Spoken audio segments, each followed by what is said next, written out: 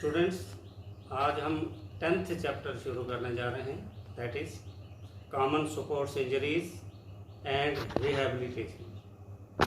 खेल कूद के दौरान जो कॉमन एग्जाम्पल हैं इंजरीज़ की, जो कॉमन इंजरीज़ हैं जो खेल कूद के दौरान में हो जाती हैं, वो कौन कौन सी हैं, उनके काजेज़ क्या हैं और उनकी ट्रीटमेंट्स क्या है, इस चैप्टर में हम ये डिस्कस करेंगे।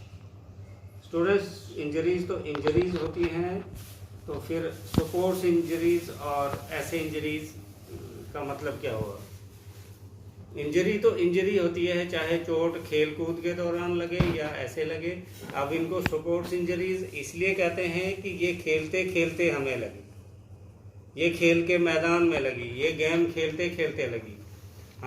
हमें घर में भी मसल पुल हो गया, लेकिन गेम खेलते खेलते मसल पुल अगर हो गया तो इसको हम, अगर गेम खेलते हुए मसल पुल हुआ तो उसको हम स्पोर्ट्स इंजरी कहेंगे। अगर घर में अगर ऐसे ही काम करते करते हो गया तो उस सूरत में उसको हम स्पोर्ट्स इंजरी नहीं कहेंगे, कॉमन इंजरी कहेंगे, मसल पुल कहेंगे। है दोनों एक ही बात, लेकिन चूंकि ये गेम्स एंड स्पोर्ट्स में अक्सर ऐसी इंजरीज होते रहती हैं, इसलिए इसको नाम दिया गया कॉमन स्पोर्ट्स इंजरीज। अब इसमें से कॉमन एक स्पोर्ट्स इंजरी जो घर में भी ऐसे आम भी हो जाती है, स्पेशली जब हमारी एज 30 ईयर से अबव हो जाती है, तो या वो लोग छोटी एज में भी हैं, जैसे आज लॉकडाउन की हालत में हम ज़्यादा बैठे हुए रहते हैं, कोई वार्म अप नहीं करते हैं, सीधा जाके कोई काम शुरू कर दिया, इवन कि कोई काम नहीं कर रहे हैं, हम ऐसे अचानक किसी ने आवाज़ लगाई तो हम ऐसे जो है टर्न पीछे को करते हैं, तो उस सूरत में भी मसल पुल हो जाता है। हमें पेन हो जाती है, बड़ी एक्यूट पेन हो जाती है, अनबियरेबल हो जाती है, बर्दाश्त से बाहर हो जाती है, और हम न जाने कितनी कितनी ट्रीटमेंट लगा देते हैं। तो इस चैप्टर में अगर आप इंटरेस्ट से ये वीडियोस देखेंगे और इसको पढ़ेंगे तो मैं आपको गारंटी देता हूँ कि बहुत सी डिजीज़ के बारे में आपको कंसेप्ट क्लियर हो जाएगा, और सेल्फ केयर और सेल्फ मेडिकेशन से भी आप इनकी ट्रीटमेंट कर सकते हैं। तो आइए डिस्कस करते हैं मसल पुल। सबसे पहले आपने मसल समझना है, ये जो मांस जिसको हम कहते हैं हड्डी के साथ जो हमारे ये बोन के ऊपर होता है, इनको मसल कहते हैं, मसल फाइबर से मिलकर बनते हैं। और आपने पीछे भी पढ़ा है types of muscles in our body. तो मसल पुल का मतलब है कि मसल की एक कैपेसिटी है कि उसकी कितना ये फैल सकता है। अगर उसकी कैपेसिटी से ज़्यादा इसको खींचा जाए और स्ट्रेच किया जाए तो उस सूरत में ये जो है उसको मसल पुल हो जाता है।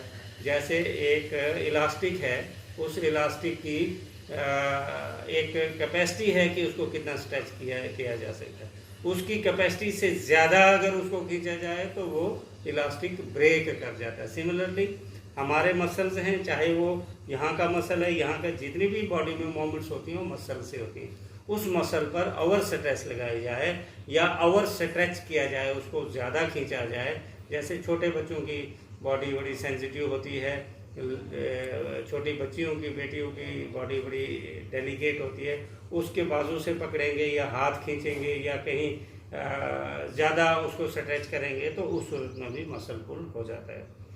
तो या तो उसकी कैपेसिटी से ज़्यादा वो खींचा जाता है जिसको ओवर स्ट्रेच बोलते हैं, या कई बार वो हड्डी से टूट जाता है, टर्न हो जाता है, तो बड़ा ये अनबेरेबल पेन इसकी होती है।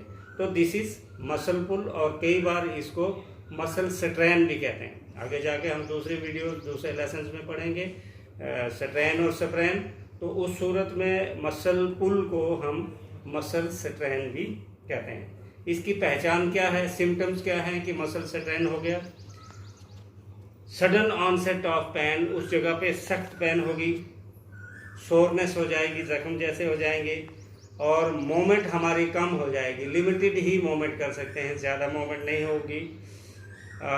उस स्किन का डिकलराइजेशन हो जाएगा, जिस जगह पे मसल पुल हुआ है वहाँ के स्किन का कलर चेंज हो जाएगा, स्वेलिंग हो जाती है, और नॉटेड ऑफ फीलिंग्स आती हैं, या मसल स्पाज्म हो जाता है, मतलब मसल ब्लॉक हो जाता है, वो मूवमेंट नहीं करेगा, या स्टिफनेस या रफ हो जाता है। इसकी ट्रीटमेंट जो है सेल्फ केयर है या एंटी इन्फ्लेमेटरीज है। ट्रीटमेंट में हम नॉर्मली पेन रिलीवर्स देते हैं या आइस या स्प्लिटिंग देते हैं, और सेल्फ केयर में हम करते हैं हीटिंग पैड लगाते हैं, rice rest application of ice compression and elevation, जिसको शॉर्ट फॉर्म में राइस के तौर पे याद रखते हैं, वो दे सकते हैं। थेरेपीज़ में है चिरोप्रैक्टिस ट्रीटमेंट टेक्निक्स है, मसाज है, और फिर मेडिकेशन है जो डॉक्टर से हो सकती हैं और डॉक्टर्स द्वारा होती हैं, लेकिन वो डिपेंड करता है कि ये जो मसल पुल है वो किस कैटेगरी का है। तो इसका मतलब मसल पुल भी 3 कैटेगरीज के होते हैं, जो मॉडरेट है, जो माइल्ड है, जो नॉर्मल बिल्कुल स्लाइटली और स्ट्रेच हुआ छोटा मोटा, तो उसको हम सेल्फ केयर से, राइस की एप्लीकेशन से, बर्फ़ लगाने से, हीट देने से, पट्टी बांधने से, रेस्ट देने से ठीक कर सकते हैं। लेकिन जो थोड़ा सा ओवर स्ट्रेच हो, थोड़ा सा कहीं टर्निंग हुई है, तो उस सूरत में हमें थोड़ा सा रेस्ट करना पड़ेगा। वो भी राइस से ठीक हो सकता है, लेकिन उसके लिए हफ्ता 10 दिन जो है वेट करना पड़ेगा, और कई बार हमें पेन जब बर्दाश्त नहीं होती है तो उस सूरत में हम डॉक्टर के पास चले जाते हैं।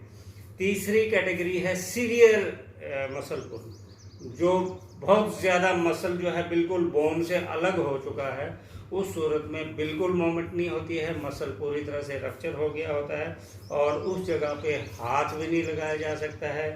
ब्लू सा जो है वो ब्लड कोगुलेट होकर वहाँ पर एक निशान सा पड़ जाता है, तो उसको सीवियर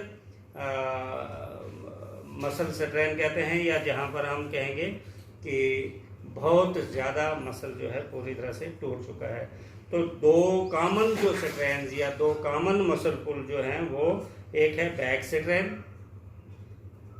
ट्विस्टिंग, जहाँ पर भी कहीं रिस्ट को मोड़ा जाए, बाजू को मोड़ा जाए, पुलिंग खींचा जाए, tearing of muscle, supporting to the spine, हमारी रीढ़ की हड्डी के साथ जो मसल जुड़े हुए होते हैं, इनमें बहुत कॉमन है मसल पुल होना। और दूसरा है हैमस्ट्रिंग स्ट्रेन। हैमस्ट्रिंग स्ट्रेन कहाँ होता है? ये जो पट एरिया होता है, जो थाई है हमारा, इसके बैक साइड में जो मसल्स होते हैं उसको बोलते हैं हैमस्ट्रिंग स्ट्रेन। ये थाई बोन घुटने से लेकर हिप तक, ये जो हमारी सबसे लॉन्गेस्ट बोन होती है, जिसको हम फीमर भी कहते हैं, इसके ऊपर से जो मसल होता है इसको थाई कहते हैं, इसके बैक साइड में मसल पुल अक्सर हो जाता है, उसको हैमस्ट्रिंग स्ट्रेन कहते हैं। ये स्ट्रेन्स जो 2 मैंने बताई कॉमन, जैसे हम कहीं ट्रैक एंड फील्ड इवेंट्स हैं वहाँ पर हैमस्ट्रिंग स्ट्रेन हो जाता है, जिम्नास्टिक कर रहे हैं वहाँ पर हैंड, रिस्ट, फिंगर, आर्म का स्ट्रेन हो जाता है, फुटबॉल, बेसबॉल, जेवलिन खेल रहे हैं तो एल्बो और शोल्डर का स्ट्रेन हो जाता है, बास्केटबॉल, वॉलीबॉल